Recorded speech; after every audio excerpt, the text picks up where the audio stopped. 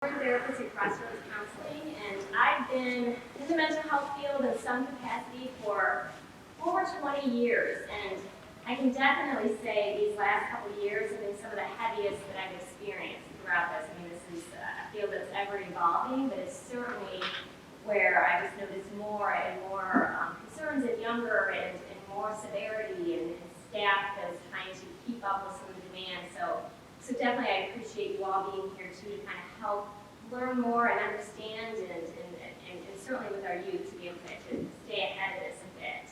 So what I want to try to accomplish here tonight, these are, what we're going to hit on is basically some of the major concerns that we see and just hit those signs and symptoms of what we're identifying and seeing with our youth.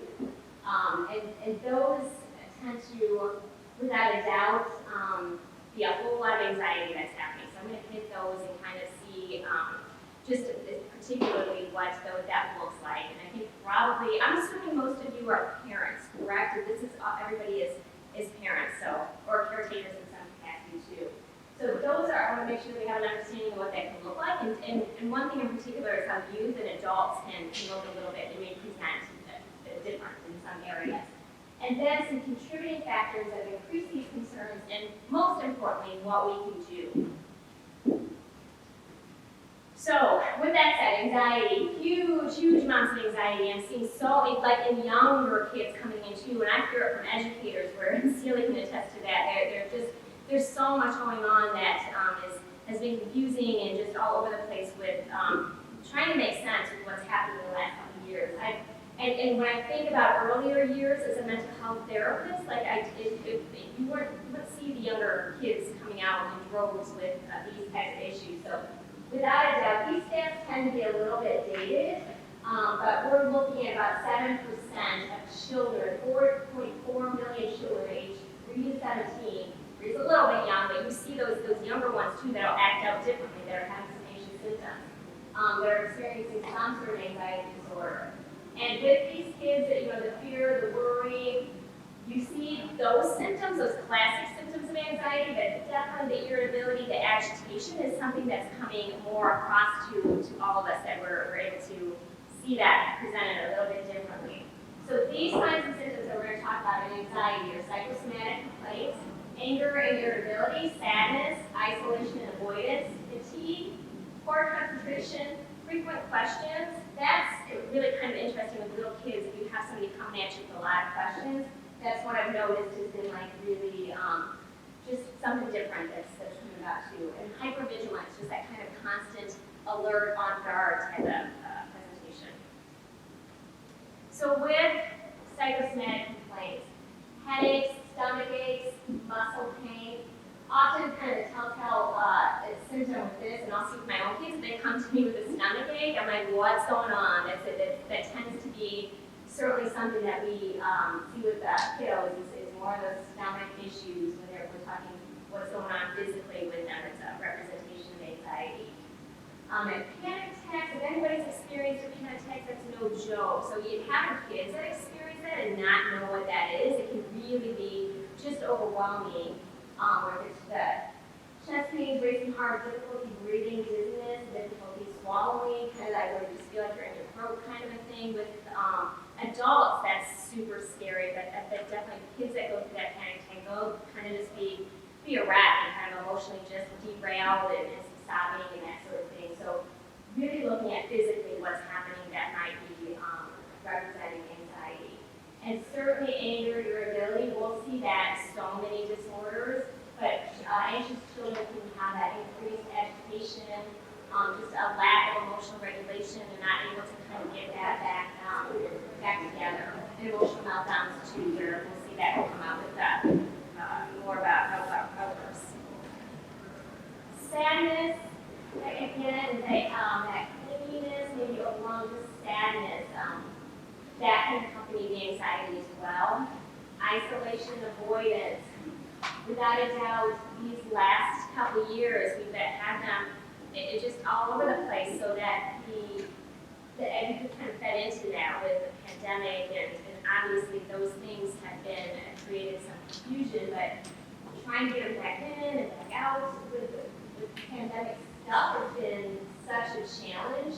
I know even some of the kiddos that I'm seeing now, they're wanting to stay home, and some of them like this idea of keeping the masks on because then they can't be seen, and it's a really interesting switch over into how so much of this is fed into just their anxiety and then kind of enabled and increase that anxiety. So really looking at if they're avoiding things and trying to gently immerse them back into the world has been it's been a struggle at best. Fatigue, dealing with anxiety is exhausting. So definitely that can be a symptom of just seeing your kiddo just being wiped out. Like when your anxious thinking is and your mind's racing, it definitely can be disturbing and bring on that just completely kind of wiped out feel. And with that too poor concentration, if your mind's racing, it's overwhelmed. It's hard to stay focused and on task when you're thinking about 100 things in your head. And I think that's really relatable as an adult to that one, where it's definitely it's difficult to be just connected. And again, like I mentioned earlier, frequent questions. I have one in particular that a kiddo that I see that is just constant, and the parents are like, he's driving me crazy, just always kind of coming at me with what's this and what's going on, and just you can tell the nervousness with that questioning. But kids that don't know, adults that don't kind of know what's going on next, we want to ask questions. They need some sort of sense of control to figure out what's the plan, what's the step, who can we go to for this. They need that validation, and that it can be a sure sign that there's something else going on there. And hypervigilance, if there's just still that same idea of like wanting to be in control, and what if there's things that are dangerous, if they're scared and fearful, just kind of again trying to keep that sense of knowing what's happening, so they're always kind of on the lookout and being really hyper focused or exceptionally attentive. So those are really kind of common anxiety symptoms. With depression, not as prevalent that we see with anxiety, but certainly very concerning and something that we're without a doubt addressing and dealing with. And again, some of those younger ages when they come in with depression, it's tough. And with depression and anxiety, as you go through this, you'll see some of these symptoms are intertwined. So we'll see these overlapping. So sometimes it's hard to extrapolate or kind of see what's what. But for me, I would say many of us in this field, it's not so much about diagnosing, it's really looking at the symptoms and dealing with what's presented to us, regardless of what that might be called. So stats again, maybe a little bit off here, but we're looking at approximately 3.2% of children from 3 to 17, if you want to diagnose that low, at 1.9 million diagnosed with depression.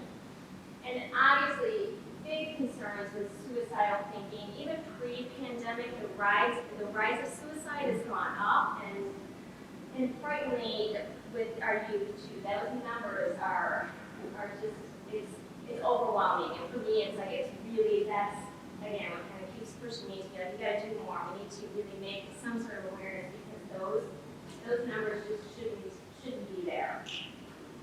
Here, the stats here. And again, most of the research is going to say that it's the second leading cause of death for youth. It's that 10 to 24 range. When you see a 10-year-old even thinking about ending their life, it's really hard to wrap your head around that. So we want to make sure that we're able to catch these signs and symptoms and intervene as quickly as possible. And to make sure that we're not incorrectly looking at a child or seeing these signs and symptoms as a troublemaker or lazy or they're acting out. Generally, if we have a kid acting out, there's something underlying with that. So some of the symptoms that we look for, and again, trying to identify, because these are going to be really some symptoms that we'll see in adults, but definitely some with the youth that are just going to kind of appear a little bit different, and those tend to be, again, the agitation and outbursts, but any changes in appetite is always, to me, something that should be screened for and something that we're looking for. If they have some change in overeating or a loss of appetite. Again, psychosomatic complaints, loss of interest or pleasure, persistent sadness, helplessness, worthlessness, or guilt, if they're getting those messages and those themes across the board, we definitely want to dial in to figure out what those thoughts are about. Agitation outbursts, poor concentration again, isolation avoidance, apathy, where you're just kind of like flat or disconnect, and again fatigue, and certainly the suicidal ideation that we want to be on the lookout for. So anything, again, like I said, with the eating habits, if there's some disruption in how our young, or especially younger, because I see this much more younger coming out, which is certainly disturbing as well, where I'll see middle school girls, but certainly a fair amount of boys too that are getting wrapped up in just the body image and food stuff. So that's always something to kind of be on the out for with what the relationship with food is starting to develop. But overeating or that lack of eating can certainly be more of a emotional connection to it, or self-soothing because you just want to eat, or filling a void, or if there's no appetite because it's just the mood is just you're not there, you're not connected, and you don't want to nourish your body. So definitely on the lookout for that. Again, psychosomatic complaints, maybe not as much stomach aches, but the headaches, the muscle tension are some of those things that we'll identify with the younger ones. Loss of interest or pleasure, certainly if they're dropping out of activities, you have your kids that are not as social, they don't want to hang with their peers. If teenagers particularly don't want to hang out with their peers, that to me is always an indicator, like they're very social beings at age developmentally appropriate where they're at. So if they're, unless you have a child that you know is not really that extroverted, then that's different. But if you see a shift in that, where they're just dropping out of their peer groups and they're not wanting to do activities that they enjoyed, their grades are decreasing, they're dropping out of sports, that's something that we really want to hone in as well. Persistent sadness, that's pretty typical, or we can see that in depression.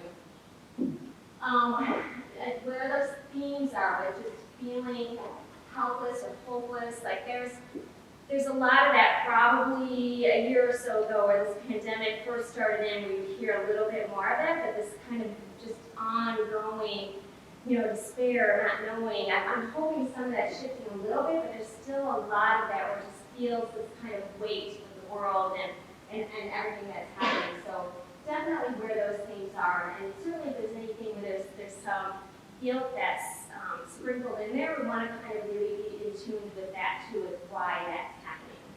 And for concentration, if you have depressed thoughts, negative thoughts, it's difficult to sort through those and stay on task. This, and I'll talk to many providers that see younger, in whether we're talking 4th grade or 12th grade, certainly this agitated depression is pretty common, where I'll see much more irritability and anger versus just that sadness or that more like that block kind of feel. So that is really interesting, where it's like, okay, this kid is acting out, or kind of, just defiant, and behaviorally there's some issues. It might be really quick to label that child as a troublemaker, or just, creating problems, or they're just behaviorally off, or whatever. But for me, it's always kind of like, what's going on here? What's happening with that mood that's creating that agitation? So that's just something to really kind of keep in mind, and it is a term that we throw out there in the field of that tends to be much more aligned with depression and our teens and younger people. Again, isolation, avoidance, depressed children don't like to be around a whole lot of people. They may, again, just that whole avoidance of events, specifically social situations, it can be too overwhelming for them and they're just not engaged. They can appear disinterested, flat, that lack of connection.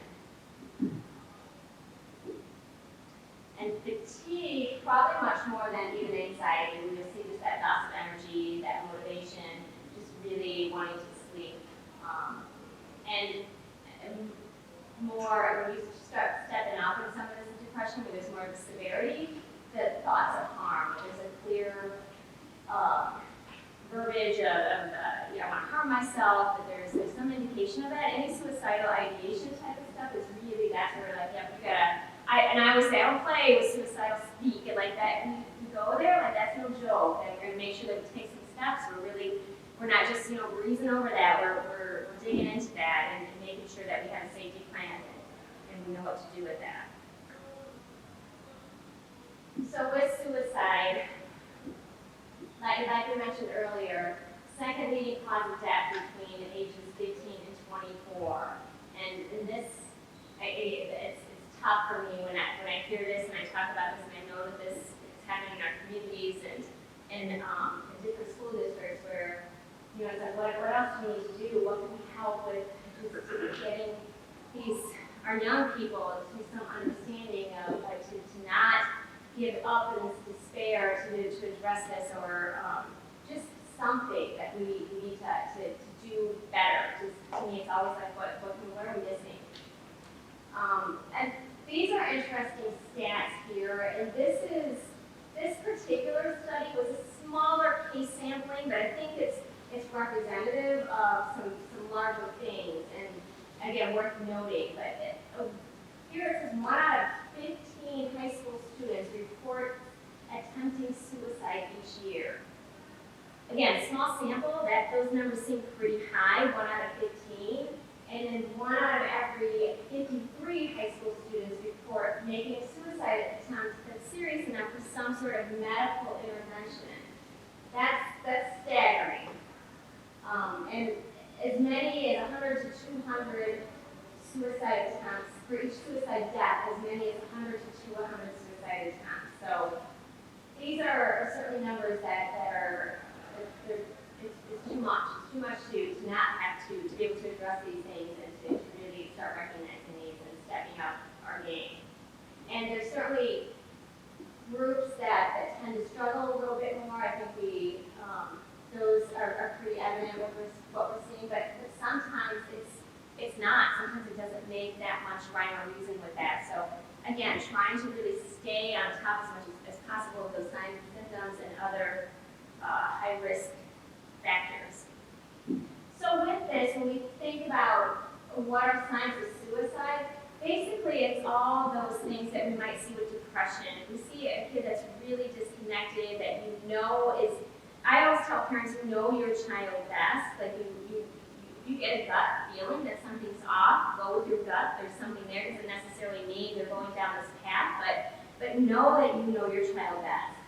And that all those depression symptoms we just talked about, the bigger signs of suicide is if you start hearing that verbiage out of them. There's something that's really, they're speaking about that hopelessness and ending things, and they're to really be tuned into what's going on there. Or if their friends are coming to you saying, you know what, I'm super concerned about Billy, and he's saying these things, to just be on top of that.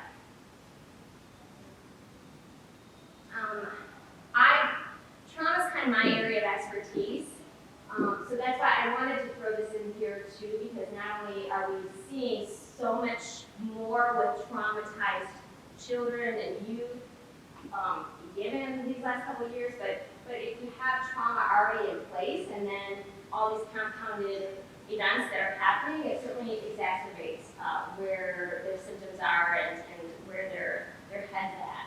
So what trauma is basically any experience that overwhelms your thoughts, emotions, or body. When we look at trauma, it's not so much about the event itself, so we don't need to necessarily know the story and all those details of what happened, but how your body holds it, how it's affected you, and the impact that has on you.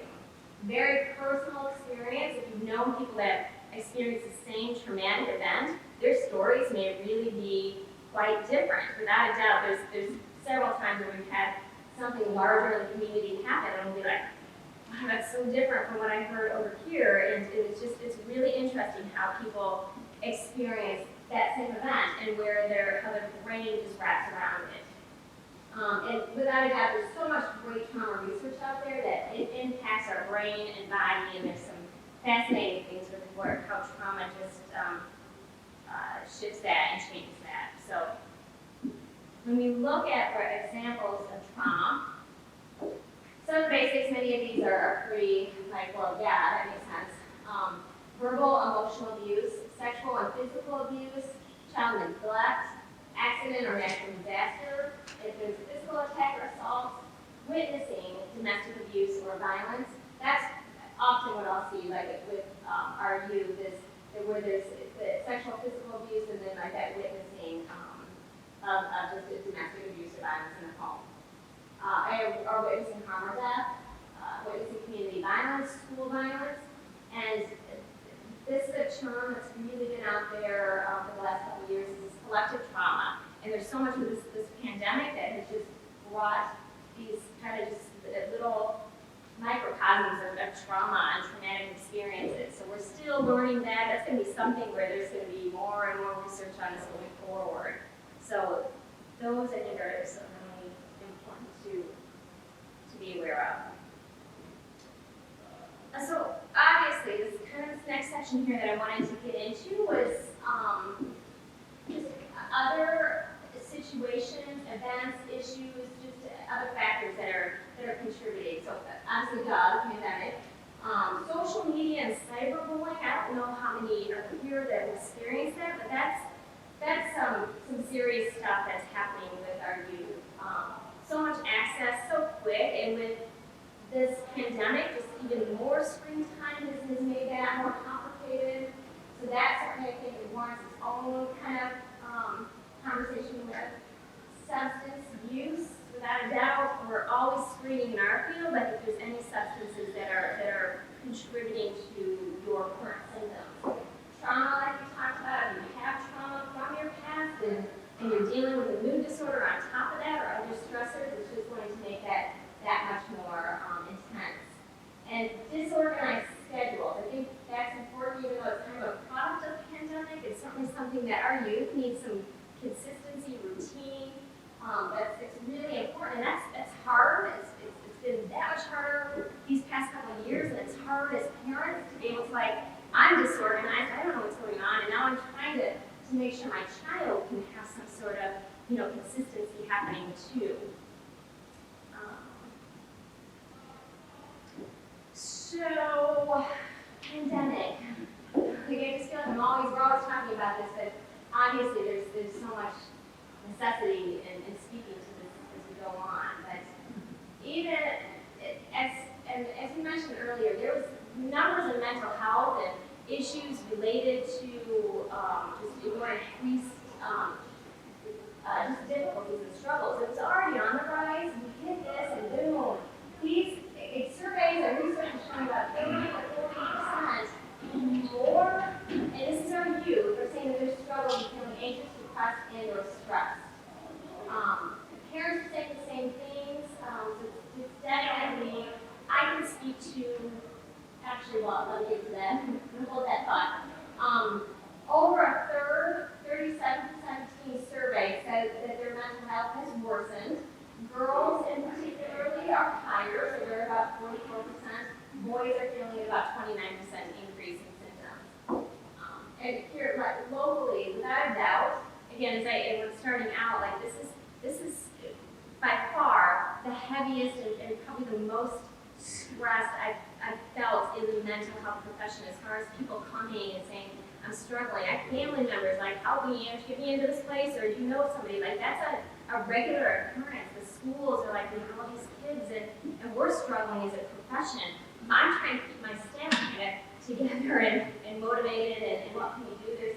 There's definitely, we're feeling it as well, just understaffed, and other organizations locally, kind of my groups that I do with other practice owners and other hospital staff, and they're like, there's wait lists. If anybody is trying to get their child in somewhere, it's a bit of a difficulty, it's a struggle. So that's what I'm like, anything we can do to be more proactive, anything that parents can kind of do to help on their own, to be like, we gotta all work together on this to try to develop something so we can stay on top of it, try to be a little bit ahead of this, because there's a lot that's happening with mental health that we really need to have an awareness of and continue this effort to help heal and recover and treat.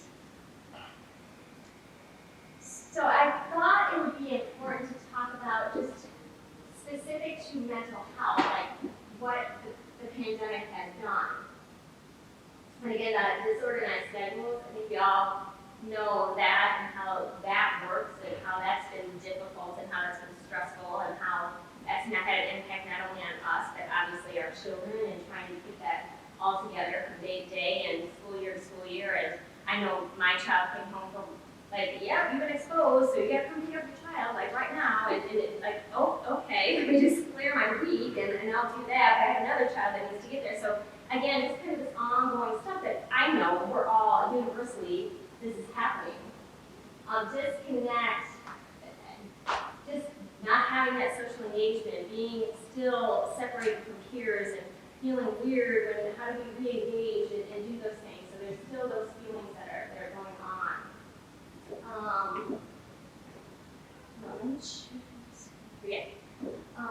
Apathy, again, that flatness where it's just that whole feel of like, yeah, it kind of feels like that what's going on in the world and how do we engage and again, just kind of that blah feel with just the mood in the community and where we're at certainly is a different feel.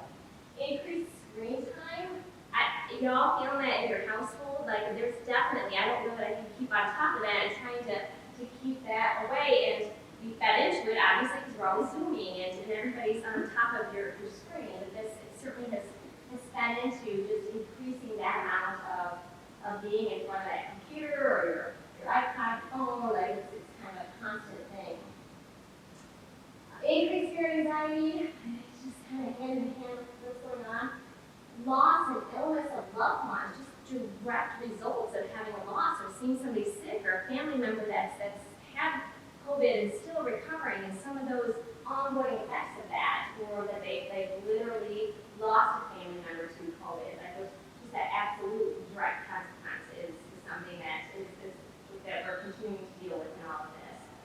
The compounded trauma, again, just like trauma on top of trauma, and then division and polarization. So not only is there, just physical health and mental health, but then we have political stuff going on, and what camp am I in, what are my parents saying, and I know, again, probably more early on in some of this too, just dealing with teenagers that are getting fights with their friends over certain things, and it's like, what are we doing here? So certainly it just trickled down onto our children as well. Increased substance use, I have another slide that speaks to that, but that's been really interesting too.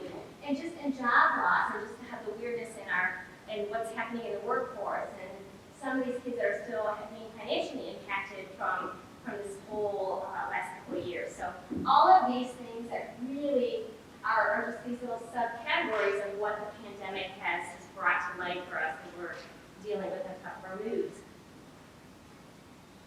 Okay, so this I want to hop over. This is a few minutes, this video, which is good, we don't have time.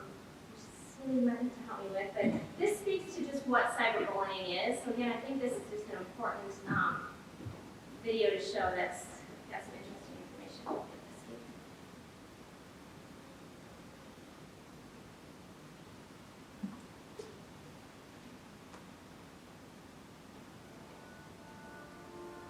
Cyberbullying happens when someone posts or shares harmful or mean content about someone else on the internet, social media, apps, texts, video games, or digital devices. Take this example. Maddie took a screenshot of her classmate Shonda's photo from social media. She then used an app to make Shonda look like a monster in the photo and added some insulting words. After sharing it in a group text, some classmates replied with hurtful, mean comments about Shonda. Others laughed and shared it with others. Is it cyberbullying? Yes. Maddie wanted to embarrass Shonda, and by doing so, she encouraged others to do the same. What can Shonda do? Take screenshots of the cyberbullying. It's painful, but Shonda needs to document what happened in case it happens again. Shonda can also block the group texts. She should tell what happened to an adult she trusts. Together, they may want to report what happened to the school. How about this one? Malcolm plays multiplayer video games online with people he only knows through gaming. A few of them have added him on social media. One player, Lucas123X, or Lucas, used to chat with him a lot while playing, asking a bunch of personal questions. Malcolm answered and didn't think much about it. But one day, Lucas posted all kinds of personal information about Malcolm on social media, mixed in with lies and comments about his ethnicity and gaming skills. Is it cyberbullying? Yes. Lucas was trying to harm Malcolm and his reputation. What can Malcolm do? He can take screenshots of the posts and block Lucas on social media. What Lucas did may have also violated the rules of the social media site and the gaming platform. Malcolm should report Lucas's behavior to the sites. He can also avoid a game if he knows Lucas is one of the players. Malcolm can tell an adult about what happened. Together, they can help determine if they should report it to the police. And remember, never give out personal information to strangers. Here's another one. Jaden and his friend Dylan were having fun, kidding around after school. Jaden took photos and posted them online. One photo showed Dylan making a weird face, which they both found funny, but other kids who saw it started posting mean comments about Dylan's face in the photo. Dylan was upset by the photo and the comments. Is it cyberbullying? No. If Jaden didn't mean any harm and he's willing to delete the photo, it is not cyberbullying. If Jaden doesn't delete the photo after seeing the negative comments being posted about his friend Dylan, he could be contributing to cyberbullying though. What can Dylan do? He can ask Jaden to remove the post and, in the future, to ask permission before sharing photos of it. If Jaden is a friend, he'll respect Dylan's request, apologize, and delete the photo.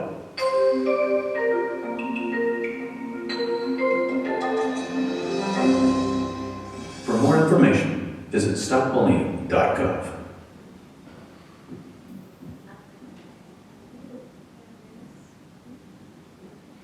So I think that's a nice informational video if your child is struggling with cyberbullying, social media posts. I mean, I've seen this through the years since it kind of just came to be, like it's blown up. But the big thing is appears to be intent. Like if there's somebody intentionally being mean, bullying, harassing via online, that's where things need to stop, be addressed, and taking it a step further if need be. So I think that's important. I printed up some information and some nice things on cyberbullying too, where that is something you need to dig into a little bit more. There's some good information on that. And I know the schools that I typically work with they're pretty good at being responsive. Police in different communities have been really good with kind of responding to some of that.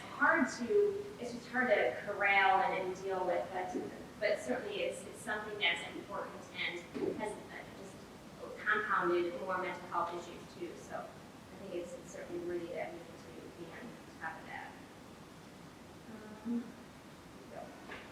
So with pandemic, substance use without a doubt has been off the charts, like from overdose deaths.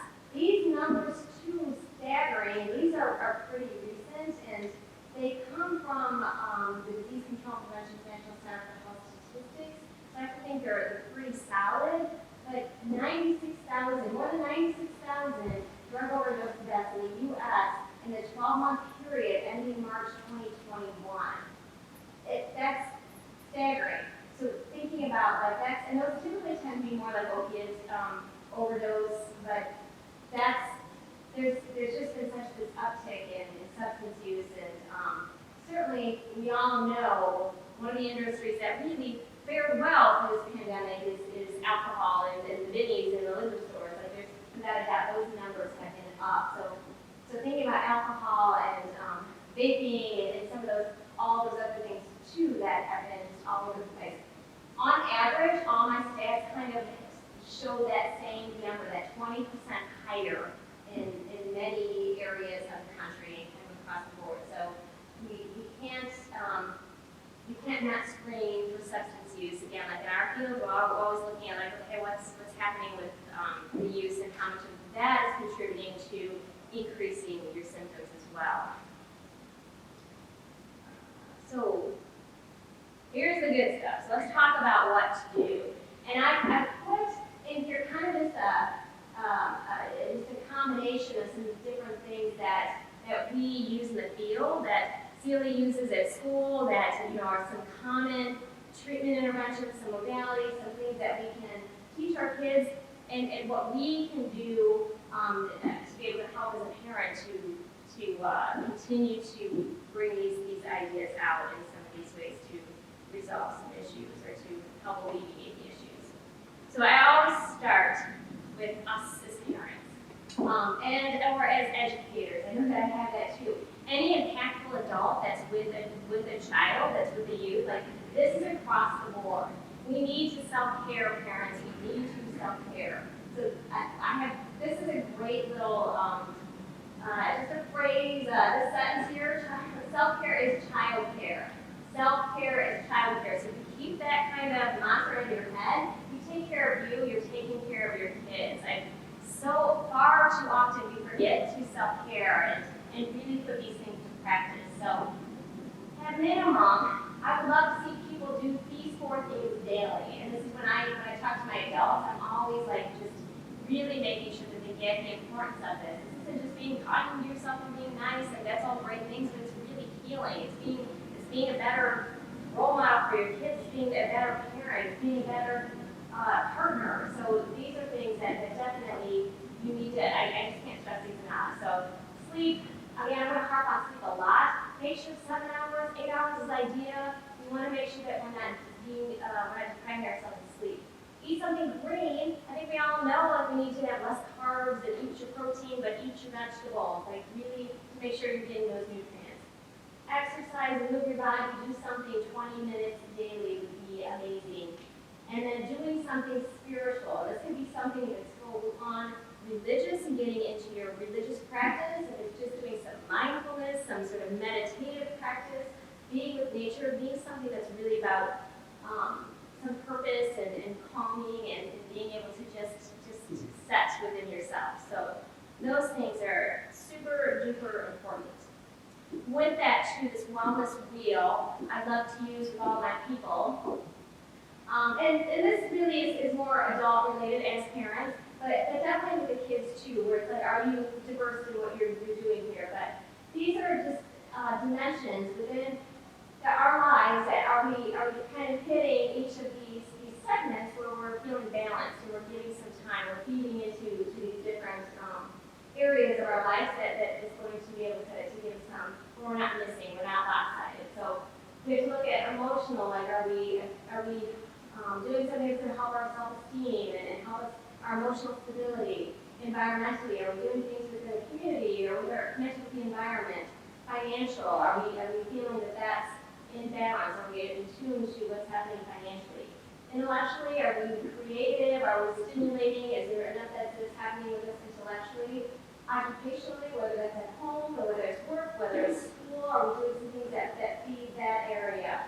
Physically, we talked about being able to care for our body, whether it's activity or our diet, sleep. Those things are super important for self-care physically. Socially, building relationships, nurturing those relationships, maintaining, sustaining relationships. And again, spiritually, where we're able to find meaning, purpose, we're living a life that's reflective of our values and beliefs. So that's, I love this wellness wheel. I use that often.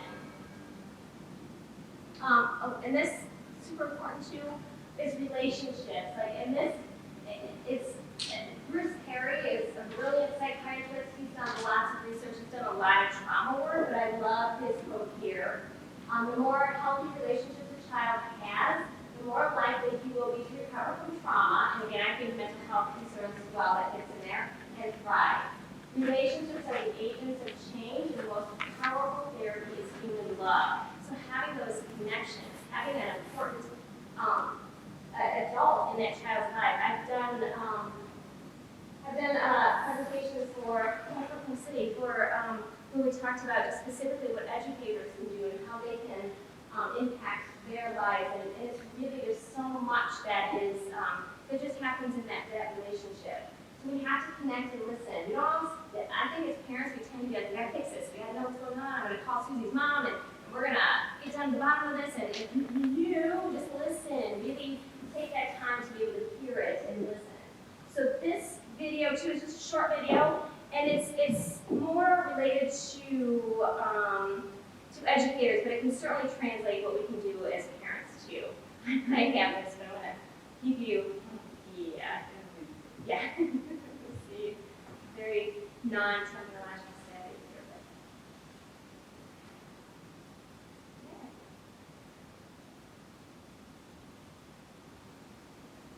but. You had so much to offer your student. You're home. So what's going on? Strong relationships are central to the learning process.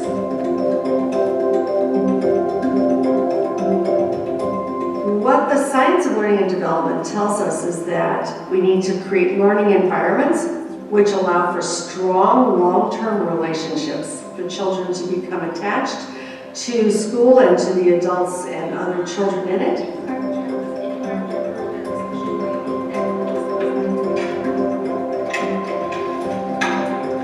When children have experiences of closeness and consistency and trust, oxytocin is released. Oxytocin has many, many positive effects on the development of the brain. So when we think about a relationship, we're not just talking about being nice to a child. We're talking about a child having an experience of attunement and trust strong enough to release the hormone oxytocin. Good morning, Ariana. How you doing today? The purpose of the morning reading is to connect with them and to just make sure that I'm seeing them as humans. Like I'm making that relationship with them, making that bond.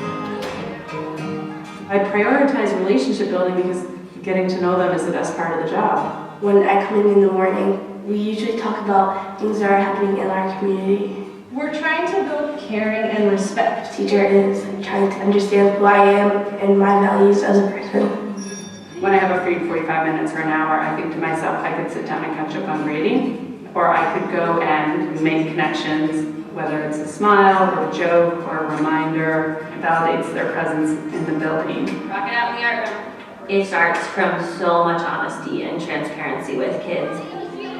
It's really easy to strive to be this like idealized, always ready to go elementary school teacher, and that's not real and that's not human. When people start talking about other things while I'm still giving directions, it feels frustrating for me and I have to take a breath. My students connect most with me when they see that I also struggle and I also have challenges. It takes a lot of vulnerability on my part. When that student knows that you care about them, when they know that you're a human, their academic performance in your classes can be better. If I'm comfortable around them, then I'm more confident around them, and it's easier to ask questions and things like that. So when you're looking at this graph, what is it that you think happened? Some teachers I don't always get along with the best, so then sometimes I'm like, I can't do it, so I'm just not gonna do it. But when I like the teacher, I want to do their work. I'll be like, I can learn this. You all have done outstanding work. Emotion and learning are completely connected. If you're in a positive emotional space, if you feel good about yourself, your teacher, that actually opens up the opportunity for more learning. It's good to see.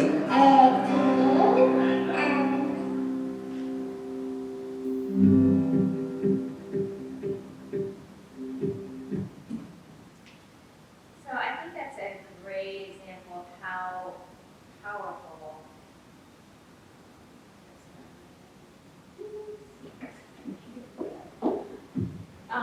but it really just demonstrates relationships. Again, I know that's more from an educator perspective, but it's in so many ways of just being able to really just have a conversation and talk. I remember, well, obviously it's still now, like I did a presentation for the YMCA remotely, and they were just starting to have kids come in camp, and they're like, what are we supposed to do? These kids want to hug us, and they want to connect with us. And I'm like, yes, of course they do. So it's that whole struggle of like, now we haven't been able to like even like touch them or come near in their space. So it's just a whole distancing that's been affected by the pandemic and continues to just impair those relationships because of those barriers that continue to present as a challenge. So again, as we talk about self-care, relationships, two very important things that adults contribute to well-being of our youth. So sleep, I'm always preaching sleep. I think we undervalue sleep. I think we undervalue it in our society. Our kids, I see a lot of especially anxious kids that are sleep deprived. So really looking at like this hasn't changed in how many years? I mean, these are the recommended amounts of sleep like for our kids. Adults should get at least 7 to 8 hours of sleep. Did anybody get that in this room? Who's good at sleeping? Thank you. Yay, good.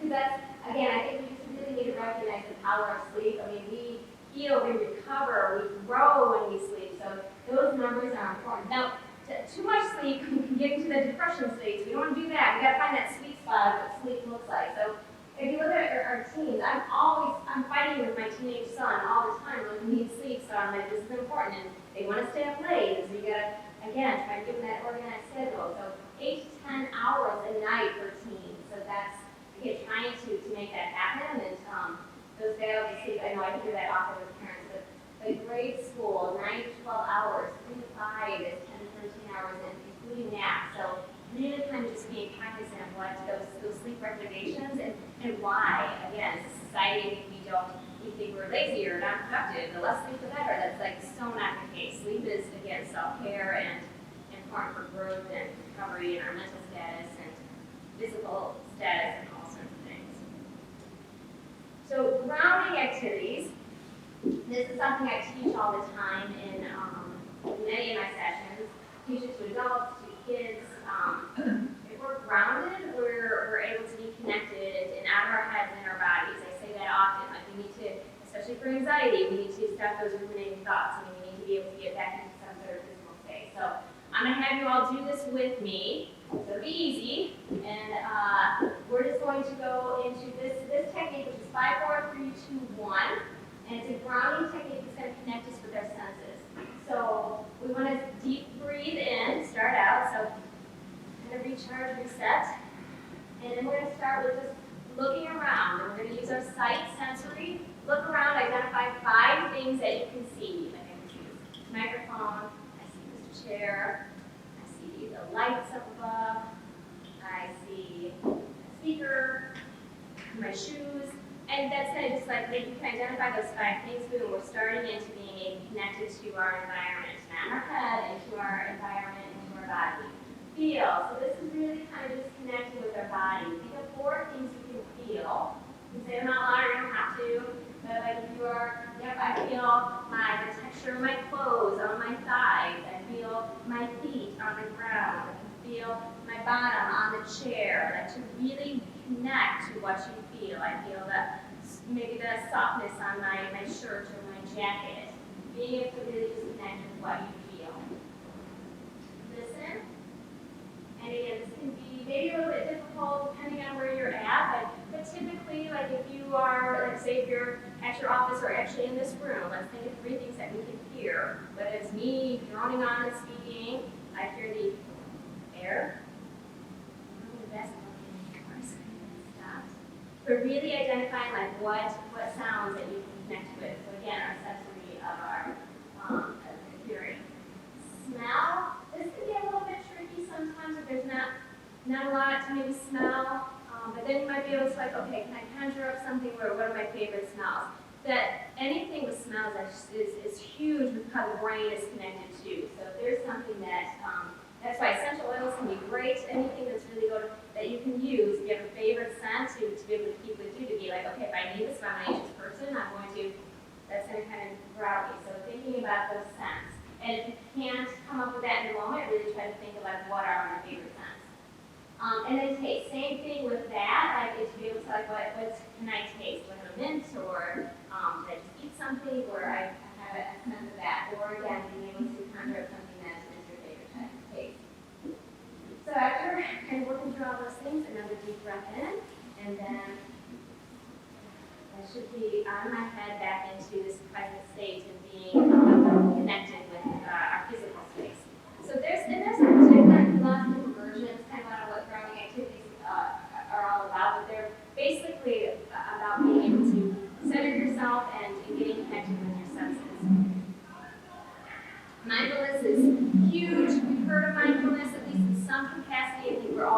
getting this, I have a whole 2-3 hour presentation on what mindfulness looks like. So anything that you can come across with that's mindfulness, there's a bazillions of research out there of how effective if you practice mindfulness regularly. Again, it's the message of being able to get out of our heads, get into the present, be connected. John Kabat-Zinn is huge on mindfulness and kind of created this whole movement with U.S. kind of stuff. And traditionally, what this was used for initially was just being able to help physical ailments, but it's not just broad it so much. And there's informal mindfulness to full on like meditation and regular practice of that. So it's really about just being connected, connected to your present moment, non-judging, doing something intentional and being in the moment. So again, lots of stuff that's out there on mindfulness.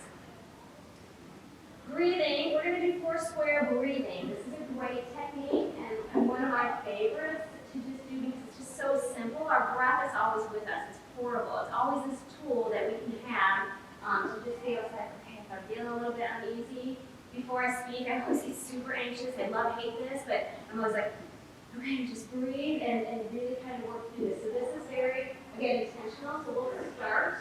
We'll take a breath in for 4. So breathe in. 1, 2, 3, 4. Hold for 4 seconds. Release for 4. And then just set for 4.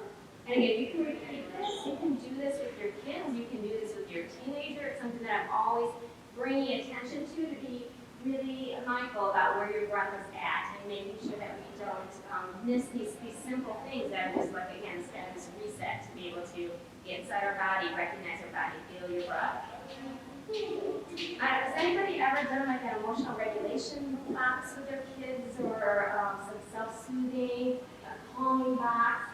These are great things, and it doesn't have to be a full box. It can just be having these tools, not toys, just accessible, where you're able to have something that can either give you something to do, like to be able to distract or to soothe, calm, any type of there's all sorts of like kind of kids' toy stress balls, tables. I love these for younger kids, but also for adults. I have like lots on my desk that I'm always kind of playing with. I just need something that kind of activates and to give that sense of grounding. And again, these are all kind of sensory items too. If you're hitting all these senses, maybe you have a picture, or kids have been creative. I know some of my teenagers will have like a whole, like they have their pictures and they'll just put a separate file or a separate place to be like, okay, if I need something that's just going to bring me some happiness or I need to calm down, I can look through these particular sets of photos on my phone. Any essential oils, music, that in and of itself is its own kind of self-calming or self-regulation item. So lots of different things that you can get creative with and either do that. I've done it with my younger kids, both at home and in session, where we just created these things together and they can be really effective and helpful. Emotional intelligence.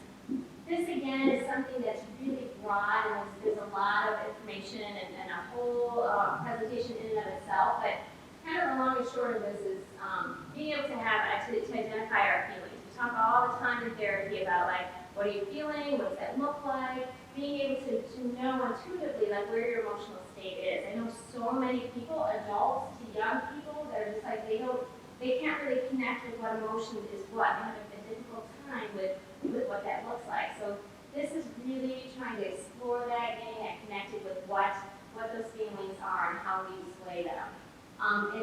It's also known as EQ, emotional quotient. And if you've heard of this, like the higher your EQ is, there's lots of studies that are like, this is more important than IQ. That where we are emotional, how we can identify our own feelings, how we cope and manage our own feelings, is more important than how our intellectual status is.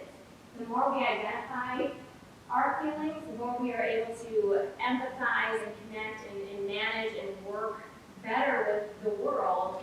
Hence that idea of how successful we can be if we have a good understanding of our own and how we can take that and extrapolate that with others. So some really interesting stuff there. basic problem-solving skills, I think this is always a good thing to be able to identify and teach. Often in sessions, I'll talk about like, there's processing of the emotions, and then there's just kind of these problem-solving things where we just need to, if you're faced with a challenge, you just gotta figure it out. Like, you can de-stress by just problem-solving, hallelujah, let's do that. The other stuff, we still process through the emotional things, but let's just kind of, get to the bare bones of what the conflict is. And this is just some simple steps of how to do that. There's a lot of different problem-solving skills or worksheets or topics we kind of work through, but they basically encompass these 5 things. So you want to be able to identify the problem, help your child to develop several possible outcomes or what they see as the desired outcomes or what they like to have happen, analyze the pros and cons. I'll have them like kind of write it out, and again, not only with our youth, but with our adults too. Then pick a solution and go test it out. So it's kind of cool when you see that in session, and then the next time they'll come back and they'll be like, yeah, that worked out great. Or like, you know what, I kind of stumbled on this, or it failed, it flopped. And I was like, okay, like that happens. That's how the real world is. So we want to be able to practice some of those with our kids and potential situations and outcomes, but also, to allow for those natural consequences. We can't prevent all those things, but we certainly can help them to figure out how to detour some bigger issues. So those are just some basics that we need to make sure we're figuring out. And peer mediation, there's lots of schools that have some sort of like kind of mental healthy program. This, I wanted to put specifically with teen mental health first aid, because that's something that we're working with the health department to hopefully bring this more into the community, into the schools, and to really get this whole program set up. That could be some really cool things.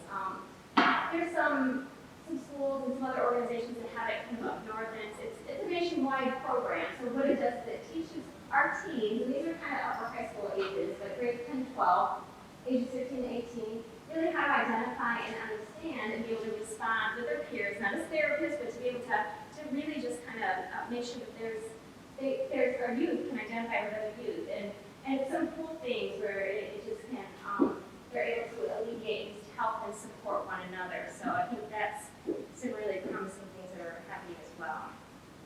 And obviously, if your child's ongoing, if there's severity of symptoms, if you need to access some help and resources, there's even with the difficulty of getting kids in, there's still a lot of resources and some creative ways and things that we're doing locally to be able to make sure that we're not missing kids. So certainly there's that. People call our agency if we can't help them, or if it's not the right fit, or if they need a certain time, or funding, or whatever it is, we'll access and reach out to some surrounding agencies as well. So that, I think, is it. So thank you so much. If you have questions, concerns, I don't know if anybody knows what they're right now, but I'm definitely hanging around with this. I know this is a lot of information, and I want to make sure that you all have good questions that we're able to answer them.